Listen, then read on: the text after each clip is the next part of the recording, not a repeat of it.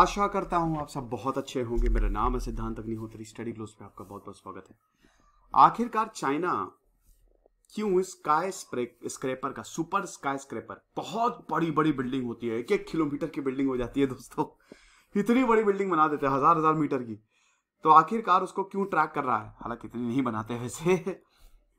देखिए, ये wasteful vanity project है कंट्री वाइड। तो चाइना ने नया प्रपोजल लाया है, वो जो construction of super high sky scraper, बहुत ही लंबी बिल्डिंग्स होती है ना, एक्सट्रीमली टॉल बिल्डिंग्स। जब तक आप स्पेशल अप्रूवल नहीं ले देश के राष्ट्रपति शी जिनपिंग से, तब तक आप इतनी बड़ी बड़ी बिल्डिंग्स नहीं बना सकते। तो vanity project super sky scrapers, तो ये पहली बार नहीं है जब चाइनीज रेगुलेटर्स ने इस तरीके के स्टेप्स लिए हैं कंस्ट्रक्शंस को रोकने के लिए। जैसे इसी साल इन्होंने अगली आर्किटेक्चर बोला था इसे, ठीक है, दिस इज अ अगली आर्किटेक्चर। ऑलरेडी 500 मीटर से ऊंची बिल्डिंग्स आप नहीं बना सकते। अगर आपको बनानी है तो आपको परमिशन लेनी पड़ेगी। तो आखिरकार ऐसा किया क्यों? क्यों रिस्ट्रिक्शंस जो है on the height of the buildings China impose कर रहा है? लेटेस्ट गाइडलाइंस यही कहती हैं कि जो हाइट होगी सुपर हाई बिल्डिंग की, it is the part of a larger crackdown on vanity project in the country. देखिए, चाइना में एनर्जी कंजम्पशन बहुत ज्यादा होता है। कोल को सबसे ज्यादा प्रोड्यूस भी करता है, कोल को सबसे ज्यादा कंज्यूम भी करता है। अभी जो कोल क्राइसिस, उसमें चाइना का भी बड़ा योगदान था। चाइना दुनिया का दूसरा सबसे ज्यादा ग्रीन हाउस गैस को एमिट करता है, कार्बन को एमिट करता है। तो अगर चाइना ये कर रहा है तो यहां पे जितने भी लोग हैं, मतलब जो अथॉरिटीज हैं, उनको ये करना पड़ेगा। चाइना ने ऑलरेडी कमिट किया है कि हमको जीरो एमिशन की तरफ जाना है। उसके लिए चाइना को अपना एनर्जी कंजम्पशन घटाना पड़ेगा, और इसीलिए चाइना बिजली भी काट रहा है पूरे देश में, ताकि कोल पे डिपेंडेंस वो कम कर सके। तो चाइना एनर्जी कंजम्पशन कम करने के लिए, क्योंकि अगर बहुत बड़ी बिल्डिंग होगी तो एनर्जी कंजम्पशन ज्यादा होगा ना, छोटी बिल्डिंग होगी तो एनर्जी कंजम्पशन कम होगा। तो इसीलिए चाइना ये काम कर रहा है। अब बहुत सारे ये भी आर्ग्यू करते हैं कि लो डेंसिटी सिटी में मैसिव स्काई स्क्रैपर बनाना क्यों? अगर मैं किसी गांव में या छोटे से शहर में बहुत बड़ी बिल्डिंग बना दूं तो उसका क्या फर्क है, बताइए? उसका क्या यूज है? हाँ, मैं बदायूं में खड़ी कर दूं लंबी चौड़ी 200-300 स्टोरी बिल्डिंग, उसका क्या फर्क है? वहां पे क्या कोई साइबर सिटी है या कोई ऐसा बहुत बड़ा हब है? वो फायदा नहीं है ना। तो बेकार में एनर्जी वहां पे जाएगी, बेकार में पानी वहां पे जाएगा। ये बड़ी बिल्डिंग्स बहुत ज्यादा इनको पानी चाहिए, बहुत ही ज्यादा इनको पानी चाहिए, ठीक है। तो जो नए रूल्स है, स्काई स्क्रैपर अगर 150 मीटर से टॉल होगी तो it will be strictly limited, और अगर 250 मीटर से लंबी होगी तो उसको बैन कर दिया जाएगा। कहां पे बैन कर दिया जाएगा? जहां पे पॉपुलेशन 30 लाख तक है या 30 लाख से कम है, वहां पे ये लिमिटेशन है कि 150 मीटर तक होनी चाहिए, लिमिट कर दिया जाएगा। और 250 मीटर को तो बैन कर दिया जाएगा। अगर बन गई है तो उसको खत्म नहीं किया जाएगा, यानी कि उसको ऑपरेट नहीं करेंगे। बन गई, छोड़ दो उसे, कोई भी वहां पे वर्किंग नहीं होगी। दोस्तों, ये मैंने अपना खुद का चैनल बनाया है, तो आप इसको सब्सक्राइब करिए। यहाँ पे मैं व्लॉग्स डालूंगा और बहुत सारी चीजें। तो तकरीबन अब जहां ये चीज है कि अब 30 लाख से ज्यादा अगर पॉपुलेशन है तो 250 मीटर तक आप लिमिट कर सकते हो। मतलब 150 मीटर और 250 मीटर लिमिट है।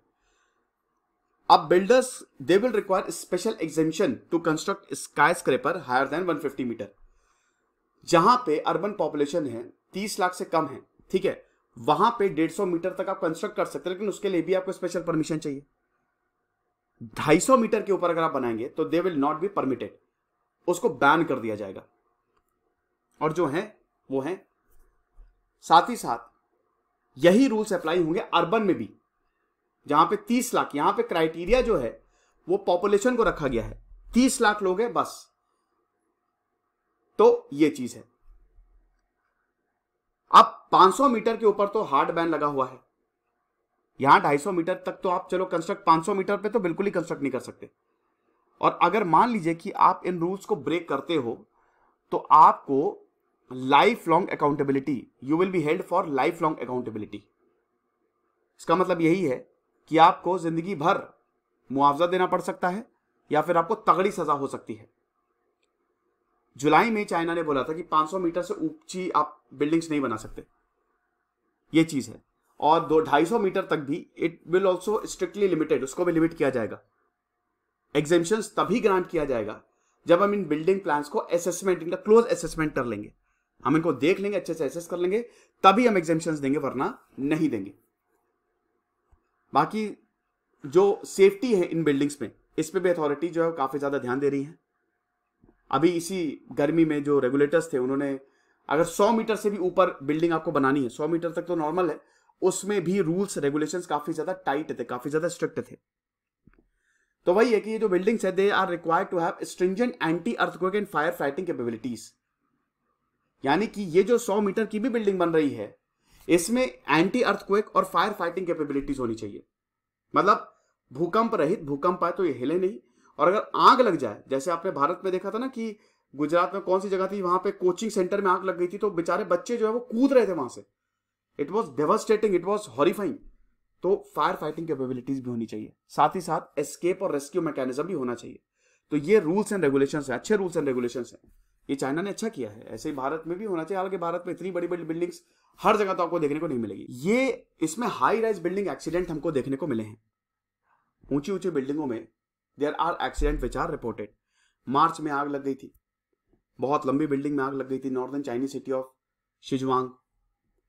उसके बाद 1 महीने बाद एक ऐसे ही इंसिडेंट हुआ दालियान में। तो इसीलिए इस तरीके के रेगुलेशंस हमको देखने को मिले हैं चाइना में, इतनी बड़ी बड़ी बिल्डिंग्स। चाइना जो है, दुनिया की सबसे बड़ी बड़ी बिल्डिंग्स आपको चाइना में ही मिलेगी। इसमें 128 स्टोरी शंघाई टावर है, वो देश की सबसे बड़ी बिल्डिंग है। साथ ही साथ 600 मीटर मतलब आधा किलोमीटर का एक इंटरनेशनल फाइनेंस सेंटर है, आधा किलोमीटर का, आप समझिए। तो बिल्डिंग बहुत इंपॉर्टेंट रहती हैं भाई। बड़ी बड़ी बिल्डिंग्स तो एक लैंडमार्क भी होती है, काफी अट्रैक्टिव। कहते नहीं कि जब आप गुड़गांव जाओगे और बिल्डिंग्स देख के दिमाग खराब हो जाता है, ये बड़ी बड़ी बिल्डिंग साइबर सिटी में। लेकिन दोस्तों वही है कि यहाँ पे बिल्डिंग्स तो ठीक है, लेकिन जितनी बड़ी बिल्डिंग्स होती है ना, उसका रेपरकशन भी उतना ही होता है। उसको मेंटेन करना, एनर्जी कंजम्पशन, वाटर कंजम्पशन, ये बहुत ज्यादा होता है। So every building aims to be a landmark and the developers and the city planners try to achieve this goal by going extreme in novelty and strangeness. यही चीज है कि हर building को ये एक लैंडमार्क बनाना चाहते हैं। अब उसमें ये इतना कुछ झोंक देते हैं, सारे नॉर्म्स को दरकिनार करते हुए, सारे नॉर्म्स को, जितनी बड़ी बिल्डिंग बना दो, जितनी आलिशान बिल्डिंग बना दो, उतना बढ़िया है।